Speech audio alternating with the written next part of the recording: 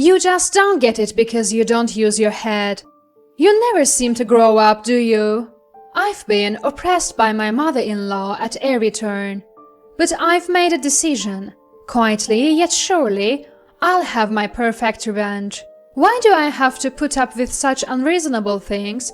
As I prepared a dinner for my mother-in-law that she probably wouldn't eat, I sighed deeply for what felt like the 100th time. My name is Pamela. I just turned 35 yesterday. It was the second birthday in a row where no one celebrated with me. Forgotten by not only my in-laws but also my husband, I had no choice but to celebrate myself. Alone in the bath, I looked at my reflection in the mirror and said, "Happy birthday." How heartbreaking that was. Probably something no one else could understand.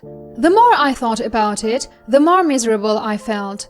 This wasn't how it was supposed to be. Every day, every hour, I whispered this to myself, reminiscing about the past. Before marrying Timothy, I never imagined I'd have to live with my in-laws. I dreamed of enjoying married life just with Timothy, cooking delicious meals for him every day, keeping the house sparkling for him. And once we had a family, I wanted to go on picnics on weekends. I had so many happy plans. Even if not all were possible, I wanted to create a home as close to my ideal as possible. Then suddenly, everything changed. Timothy's sister, Lisa, who had been living with her parents, was assigned overseas. Following that, her work-focused, career-minded brother-in-law, Anthony and Timothy were called to the family home. For some reason, I was left out. I was shocked by what Timothy said when he returned. "We're moving to my parents' house before Lisa goes to France." What? Wait a minute, what do you mean? I asked in a panic, unable to comprehend his words. It's not hard to understand. Mom's on blood pressure medication, right? There's a risk she could collapse suddenly. We are worried, so we need to move quickly, that's it. Timothy said dismissively, heading straight for the shower. I felt a deep anger hearing his carefree humming through the bathroom door. It was absolutely wrong for him to decide something so important on his own. Hadn't we sworn just 2 weeks ago to support each other? We're not alone anymore. Let's build our home together. Those were the words Timothy himself had said, taking my hand on our wedding day. I couldn't let this life-changing event go unchallenged. After Timothy finished his shower, I approached him. "Hey, Timothy." I called his name as gently as I could, and he turned around in a good mood. "What is it?" "About the move you mentioned earlier." "Yeah, we don't have much time, so please get the paperwork done soon." "No time? How soon are we talking?" Feeling my heart rate increase with anxiety, I clutched my chest. 3 weeks. What? How could he say such a thing so casually? Does Timothy have any idea how long a move usually takes? "Timothy, do you realize there's a contract for the house?" "I don't know. That's why I'm leaving it to you." "You're leaving it all up to me? There's nothing else I can say. I've got work, so please take care of it." "How could you?" I was stunned as Timothy smiled vaguely and shrugged. Not only did he decide something so important on his own, but he also had the audacity to dump everything on me. "What does Anthony say?" "Anthony lives with his wife's family, who are wealthy. It's impossible for him to live with us, so who else but me?" "Are you even considering our life together, Timothy? I can't just accept this all of a sudden." "So what then? Are you saying it doesn't matter what happens as long as we're happy? That being married means we shouldn't worry about our parents or abandon them?" "I didn't go that far. You might as well have. You can say such cold things because they're not your parents." Timothy, pressing me with such pressure, was not receptive to my feelings. "All right, I'll prepare." When I said that, Timothy turned his back on me and turned on the TV. I glared resentfully at the back of Timothy, who seemed satisfied with having overpowered me. I was really busy after that. Canceling the house contract was a hassle, and it cost me in penalties. We are supposed to give a month's notice for cancellation. Despite telling him that, can't be helped. Timothy just dismissed it. Originally, I was renting the apartment we were living in until we found a new place. I was the one on the contract. The rent was withdrawn from an account in my name, so it would be me who would have to pay the penalty for early termination. I couldn't believe how Timothy nonchalantly accepted this as if it were inevitable. No matter what I said, Timothy would turn it around and make me out to be the bad guy. He justified himself, believing anything else to be wrong, making it impossible to reason with him. I really wanted Timothy to reconsider living with his parents. I wished he would prioritize our newlywed life, but my wish remained unfulfilled. And we eventually moved. I had hoped that, moving in as a replacement for Lisa, we would be warmly welcomed. Even though we were newlyweds, I naively expected gratitude for living with them. But I was wrong, and I realized in that day. First things first. Jessica, my mother-in-law, called me to the living room and started. Don't get any ideas just because you're living with us now. You're not changing your status. Lisa is number one, Anthony is second, and you guys are third. Don't even think for a second that living with us makes you important. I understand. Trying to suppress my frustration, I replied with a trembling voice. You may not know much since you're newly married, but you are my son's wife, not my daughter, remember that. Oh, it felt like being hit in the head with a hammer. I was so shocked I couldn't find the words.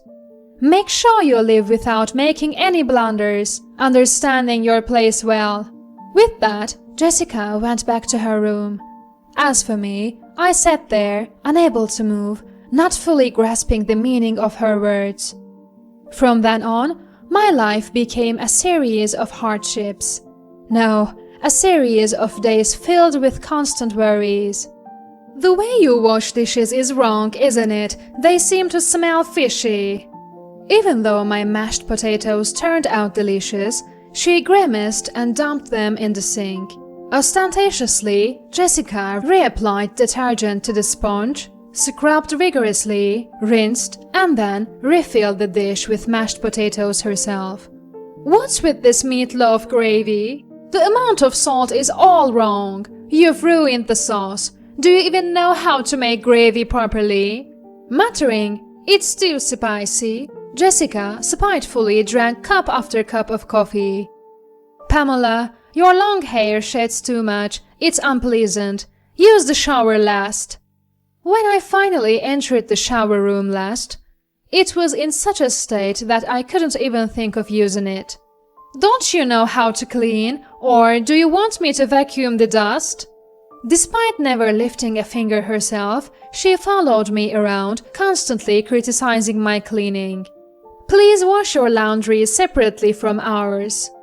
I was at a loss, treated like a moody teenager, believing that someday Timothy would stand up for me, yet I kept enduring.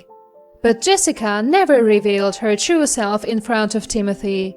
Of course, Timothy had no clue what I was going through. I tried revealing Jessica's misdeeds a few times, seeking help, but Timothy responded skeptically. Did Mom really say that? I couldn't make this up. But he simply wouldn't believe me.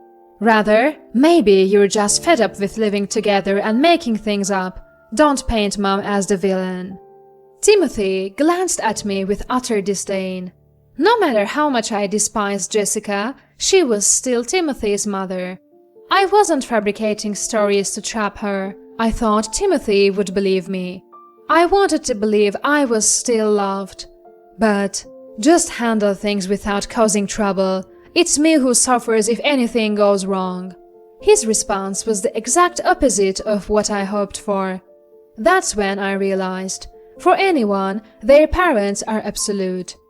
Their sense of normalcy is rooted in what their parents taught them. What their parents say is always right, and what others say is out of the norm. My sense of normalcy was not the same as Timothy's. Realizing this, I despaired completely.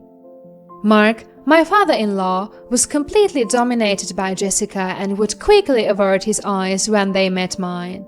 That meant, in this house, I had no allies. I could hear the sound of my heart breaking, and I gave up everything. Then, the conversations with Timothy decreased. He started coming home late under the pretext of work, and even began going on business trips. "You've never had business trips before. What's going on?" When I asked anxiously, he snapped, "It's natural with more clients. Don't interfere with your husband's work." Eventually, I transformed into a mere housekeeper living in this house, no longer Timothy's wife, nor the wife of the son of this house. As I showed less emotion, Jessica's attacks became more severe. Tiring of berating me alone, she started ridiculing me in front of the neighbors.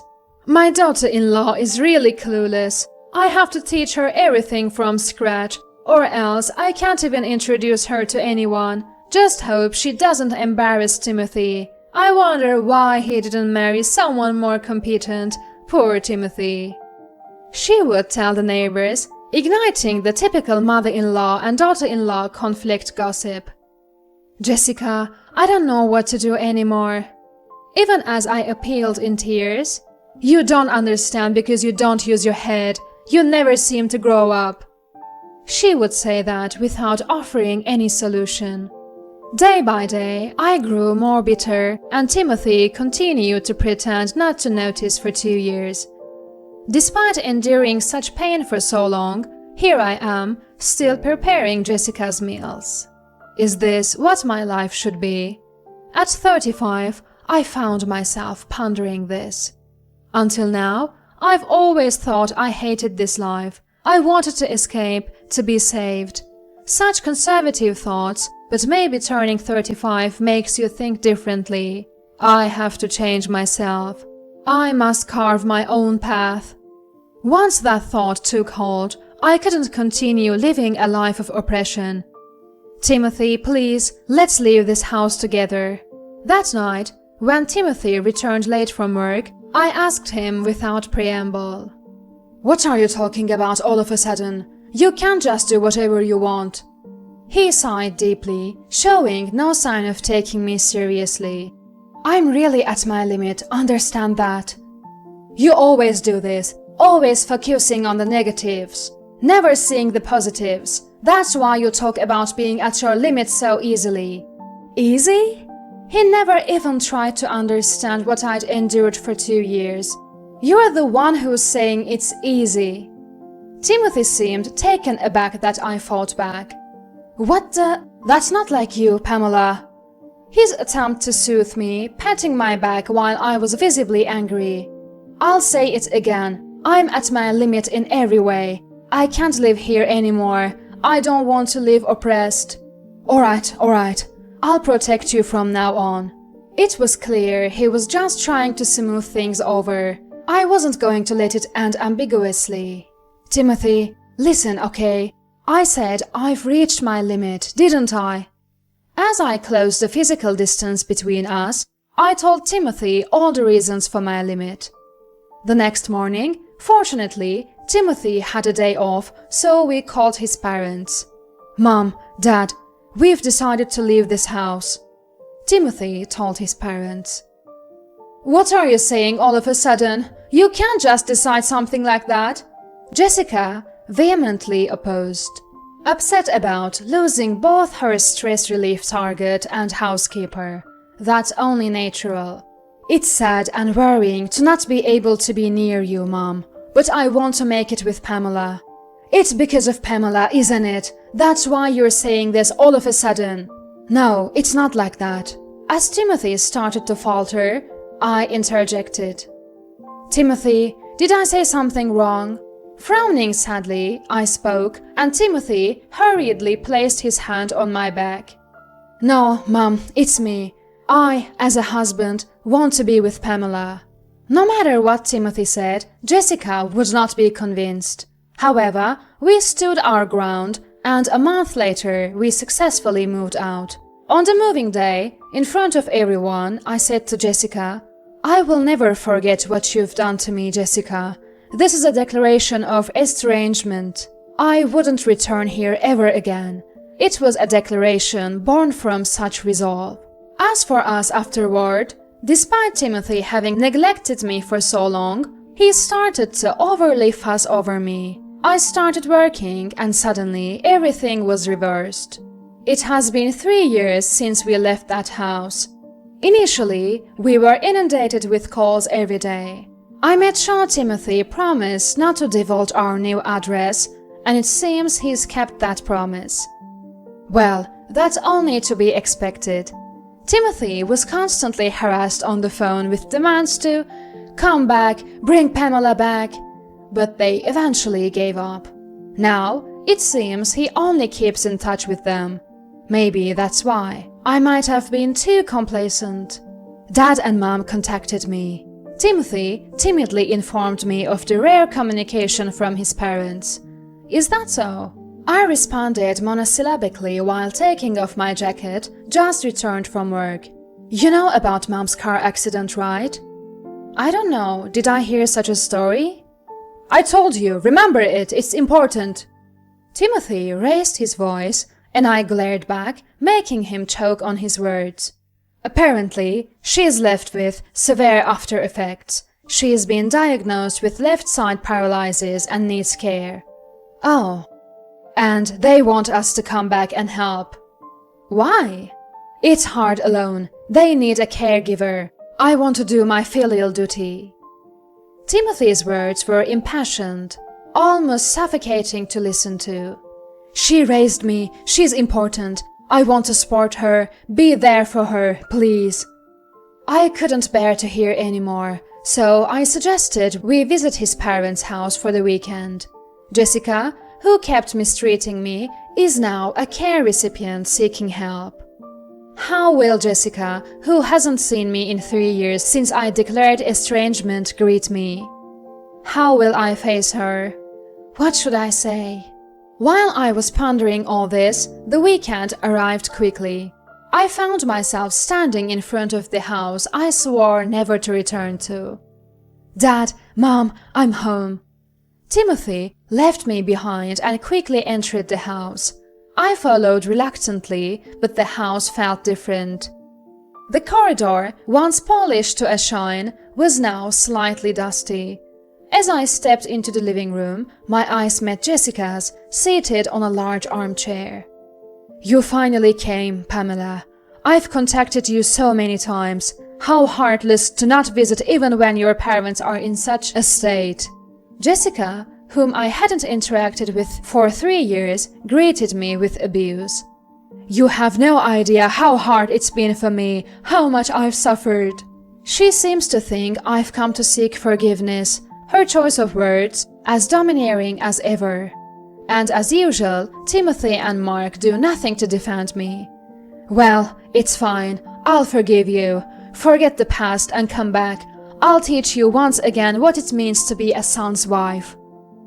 Today, I realized, Jessica not only wants me to care for her, but also to take on all the household responsibilities.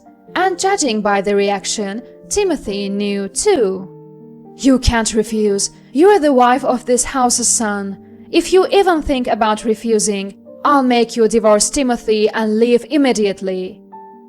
Jessica's final words made me feel a sense of clarity. Oh dear, you finally said it. I took an envelope from my bag and handed it to Jessica. What's this? This is a divorce application form, already signed. I'll grant Jessica's wish and divorce you. What did you say? Surprised by my words, Jessica snatched the envelope away, but I grabbed it back, slipped it into my bag, and stood up with a defiant smile. I'm going to file this now. Wait, don't do that. Mom, how could you say such things to Pamela? Timothy tried to cling to me in panic, but I forcefully pushed him away. By the way, the apartment we're living in now is mine. I bought it and have been paying the mortgage. It's in my name. So I'm giving it back to you, Timothy. You said you were worried about Jessica and wanted to take care of her, to be a good son, so I'm sure you'll do just fine. I repeated Timothy's words from that day. And, by the way, he is currently unemployed and penniless. What do you mean? As Jessica's face turned pale, I smiled at her. Back when we were living here, Timothy was cheating on me, hiding in the shadows.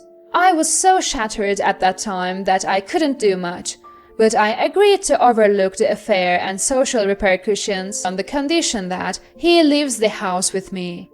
At first, we lived in a small apartment, but once I got a job, I quickly rose through the ranks, easily surpassing Timothy's salary. That led to his depression, and he eventually quit his job. How could you do such things that drove Timothy to the edge? I don't know. He drove himself to ruin. He was truly worthless. Maybe it was the way he was raised. How dare you say such things? You're the worst daughter-in-law. I don't want to be called the worst by you. To me, you all are the lowest. The three of you have a good time together. I'm going back to being a stranger. Wait, Pamela, don't leave me. Timothy clung to my feet, and I looked down on him with contempt. I won't thank you for anything.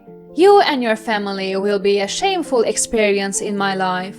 I filed the divorce papers right after leaving the in-laws' house. I am now free from everything.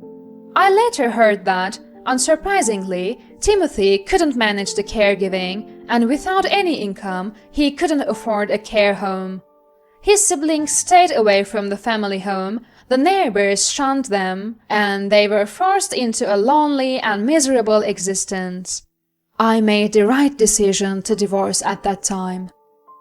Clicking my heels, I started walking towards a new life.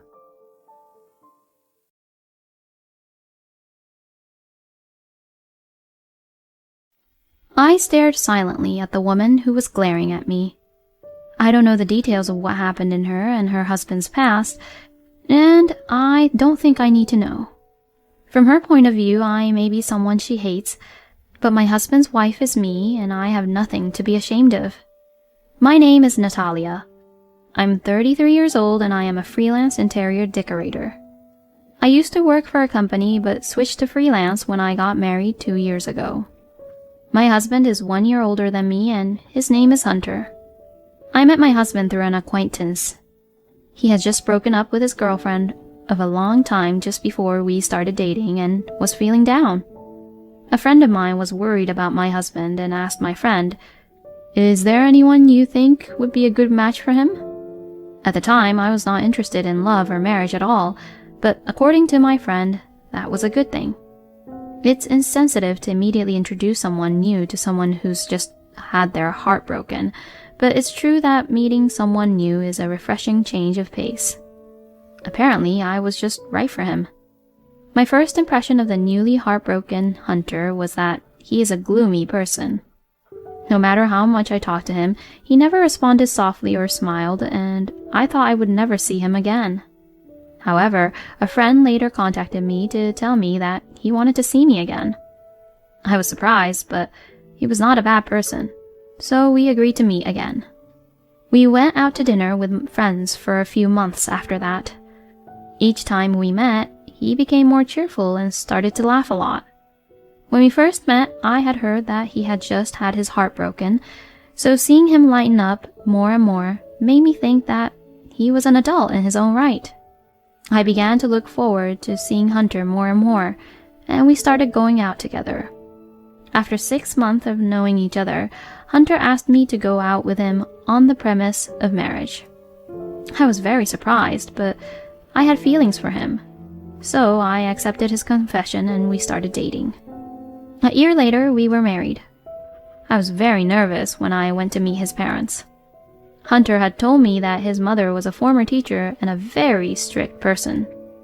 Unexpectedly, however, she welcomed me with open arms from the moment we met, and we had a good relationship after marriage.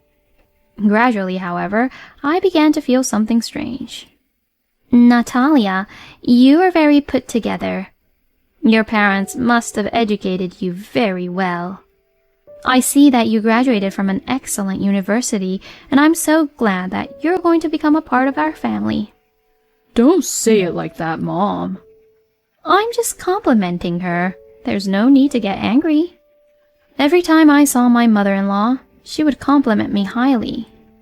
I found some of her language a bit annoying, but she didn't seem to sound mean, so I just let it slide. What bothered me was my husband's attitude. He would get grumpy when my mother-in-law started complimenting me.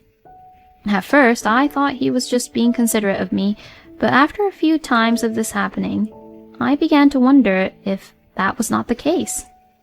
Around that time, I had a chance to meet a friend who was the reason I met my husband, and I told her about it. My friend was reluctant to tell me, but she told me a fact that I did not know.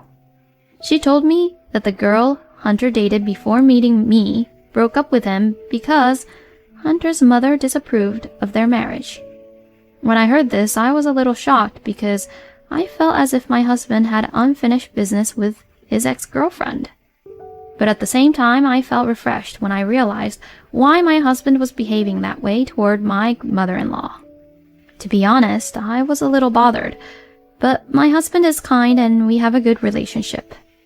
I changed my mind and decided not to worry too much about my husband's past. Things were peaceful for a while after that, but after a few months, my husband started acting strangely. We had talked about wanting to have children as soon as possible since the beginning of our marriage, but then my husband suddenly started to act strangely. We can wait a little before we have kids. There's no need to rush, he suddenly said. Why? I thought you wanted kids as soon as possible. I want to enjoy my life with you, just you, for a little longer. I felt uncomfortable with my husband's response. My husband was very busy with work these days, and we rarely had any alone time together. I thought that he must have some problems. I decided to wait for him to tell me what was bothering him. However, my relationship with my husband began to sour, and my mother-in-law, who had never bothered me before, began to ask me, "Are the grandchildren here yet?" Perhaps it was because we had been married for 2 years, and there was no sign of pregnancy. But recently, my mother-in-law was contacting me every day about having a child. It was at this time that my husband said, We are not ready for children. I continued to stress, but one day I ran out of patience. Natalia, are you pregnant yet? Please let me hold my grandchild as soon as possible. I can't handle the child on my own, so from now on, please ask Hunter about children. Huh? She seemed surprised because I had never talked back to her before. I couldn't hold back any longer, so I decided to say everything I wanted to say. You always ask me about having kids, but why don't you say anything to your own son? Isn't that strange? What are you talking about? Isn't it the duty of a wife to bear children? I can give birth alone, but I can't get pregnant just by myself. And if the wife's duty is to bear the child, then what is your son's duty? Is Hunter fulfilling his duties as a son?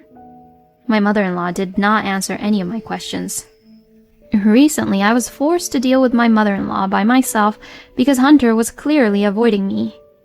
The only time I had a good relationship with my mother-in-law was when we were first married. I was fed up with my mother-in-law becoming more and more over-involved, and I asked my husband for help, but he did nothing. If my husband is unreliable, I have to do something by myself. We are not having children so that you can hold your grandchildren. We are having children because we want them.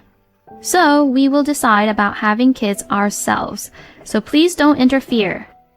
If you must interfere, please talk to Hunter, not me. How dare you talk to your mother-in-law like that? I thought you were a well-bred girl, but you deceived me. I didn't mean to deceive you. I didn't know you were such an over-involved and insane person, so I guess the deceit is mutual.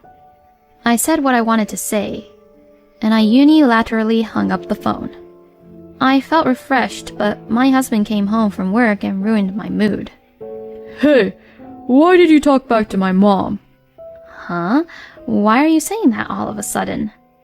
My mom called me after work and lectured me for an hour. My husband came home in a bad mood and questioned me as soon as he got home. I showed my husband the many messages from my mother-in-law urging me to have children.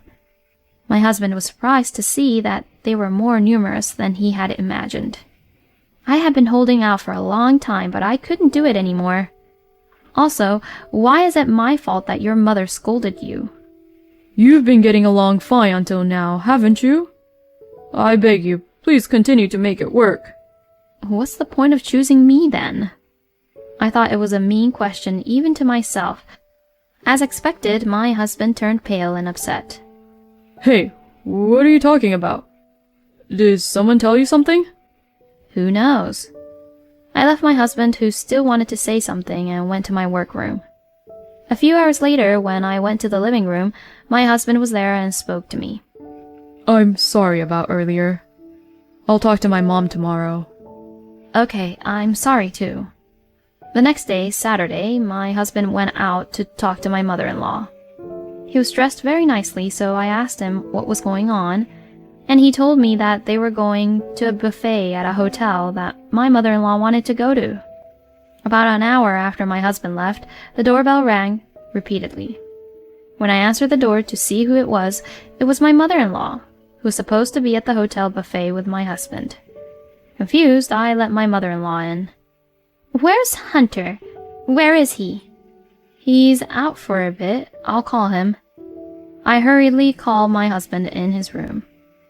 After a long ring, he finally answered. Where are you? What? As I told you this morning, I'm having dinner with my mom at a hotel. I see. All right. I hung up the phone without saying anything to my husband. I have been feeling lately that my husband might be having an affair. The increased work on holidays, the reluctance on children, the recent awkwardness, and so on. Considering these causes, it seemed fitting that my husband was having an affair, and I had an idea who it was. If my guess is right, then he is making a fool of me. As I was pondering what I should do, my numb mother-in-law took the liberty of entering my room. Hey, what happened to Hunter? Hunter just told me that he's having dinner with you at a hotel right now. That's strange, since you're standing right in front of me right now. I smiled, and my mother-in-law turned pale. Then she pulls out her phone and does something with it. As I was looking at her, wondering what she was doing, suddenly my mother-in-law grabbed my arm and screamed. That boy is really at the hotel. We have to hurry. Huh? Apparently, my mother-in-law has secretly put a GPS app on my husband's phone. I have heard of married couples and lovers doing this, but I have never heard of a mother putting a tracker on her son's phone. I was absolutely mortified by my mother-in-law's unbelievable behavior, but she didn't care about me. She called a cab and pushed me into it. Of course, my mother-in-law was with me. In the cab, my mother-in-law said, My son is being deceived. The only person he loves is you. Please, don't ever divorce him. She keeps saying selfish things. As I listened to her, I realized that my mother-in-law also thought that my husband was having an affair, and that she had an idea who it was. When we arrived at the hotel, my mother-in-law ran out of the taxi without paying. My mother-in-law was at the front desk of the hotel and said, I know that he's here. Bring my son out here, this instant, she demanded to the employee. I rushed to stop her, but she would not listen to me. The people around me were also looking at me, saying, What's the fuss? I was so embarrassed that I wanted to run away. Huh? Mom? Hunter! I heard my husband calling for my mother-in-law, and when I turned around, I saw my husband standing there with a beautiful woman. The woman had her body snuggled up to my husband, and her arms were intertwined with his, so there was no doubt that the woman was my husband's lover. I should have known, but I was shocked to learn that my husband was really having an affair. Unlike me, who was standing there unable to move, my mother-in-law jumped on the woman next to my husband. "You thieving cat! I can't believe you and Hunter hadn't separated yet. You're hurting me. Please let me go." Mom, what are you doing? The scene instantly turned into chaos. My husband tried desperately to stop my mother-in-law, but she was so angry that she could not stop and ended up getting into trouble with the hotel security. Still, my mother-in-law's anger did not abate, and we decided to discuss the situation in the room my husband had reserved for us. When I glanced at him, my husband awkwardly averted his gaze.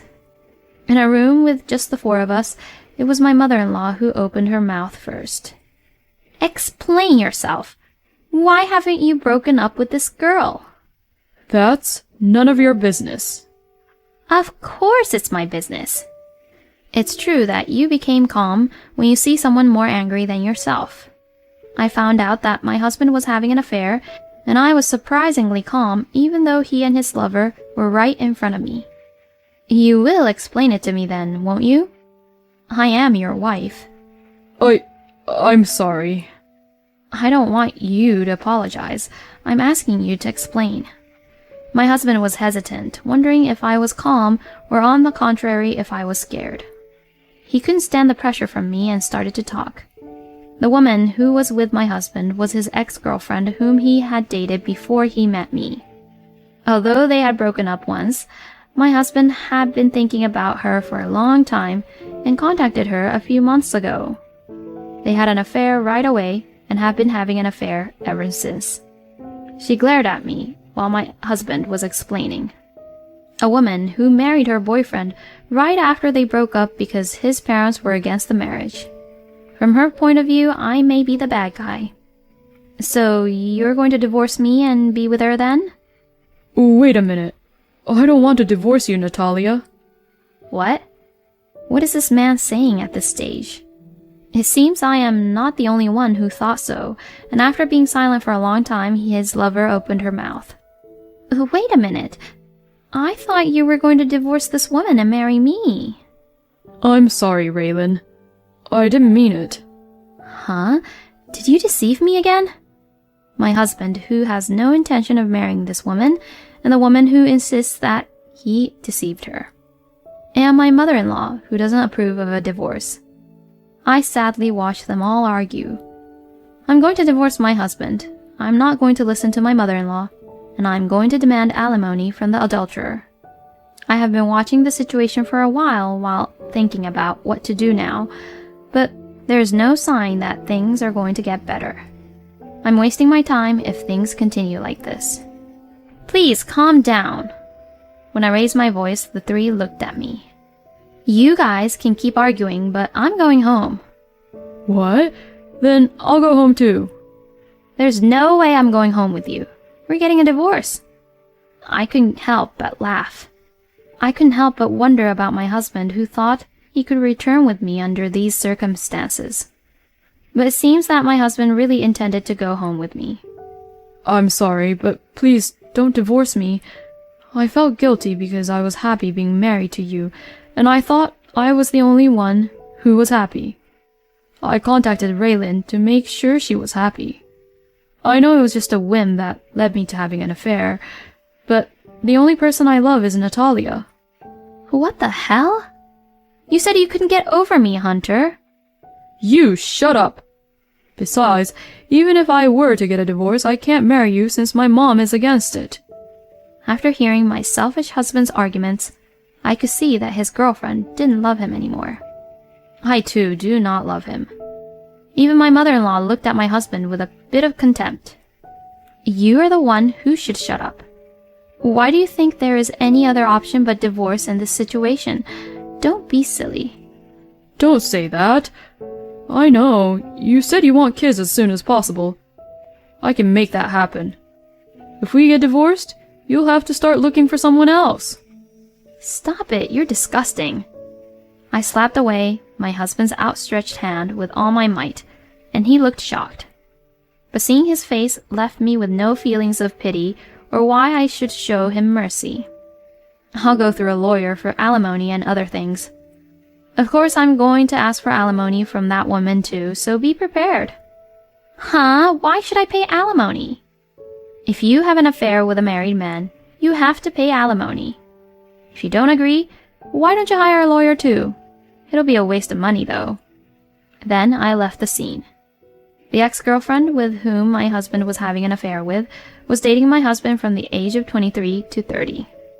I felt a little sympathy for her because they had been together for a long time, but my mother-in-law opposed their marriage and broke it off. So I thought that after the divorce from my husband was finalized, she could remarry or do whatever she wanted. However, when I was discussing my divorce with my husband, a shocking revelation came to me. To my surprise, the adulterous partner had a fiancé. The fiancé found out about the affair and broke off the engagement, but my husband did not know about it until the fiancé asked for alimony. At first, out of guilt, my husband was willing to shoulder the alimony that I had charged his lover. However, when my husband found out that she was engaged, he refused to help her. In the end, after much wrangling, it was settled that each of them would pay the alimony claimed against them. And finally, our divorce was finalized. My ex-husband did not want to get divorced until the very end. He finally gave up when the friend who introduced me to him got angry with him and said, "That's enough." After the divorce, my ex-husband had a very hard time. On that day, a colleague from my husband's company was at the hotel buffet with his family, and he heard my mother-in-law call my husband's lover a thieving cat. The colleague misunderstood the situation due to my mother-in-law's actions. Hunter is married, but rumors started that he was a lousy man who was having an affair with two women, an older and a young woman. My husband denied it and said that the older woman was his mother, but the fact still remained that he was having an affair. He just changed from a two-timing cheater to a mommy's boy, but the fact that he was a lousy man did not change. In the end, my husband resigned voluntarily because he found it difficult to stay at the company, and now he is working part-time. My mother-in-law told my ex-husband to come back to her house after he became unemployed, after paying me alimony, but he refused. My ex-husband spent all his savings to pay alimony to me. He is now living in an old apartment. His lover was supposed to leave her fiancé and remarry my ex-husband, but they ended up breaking up. Since she quit her full-time job because she was planning to get married, she's now working several part-time jobs while she is busy paying alimony. I, on the other hand, was hurt in many ways, but I decided that it was a good lesson for me. It's been 3 years since I became a freelancer, and my work is getting busier, so I'm going to stick to my job for a while.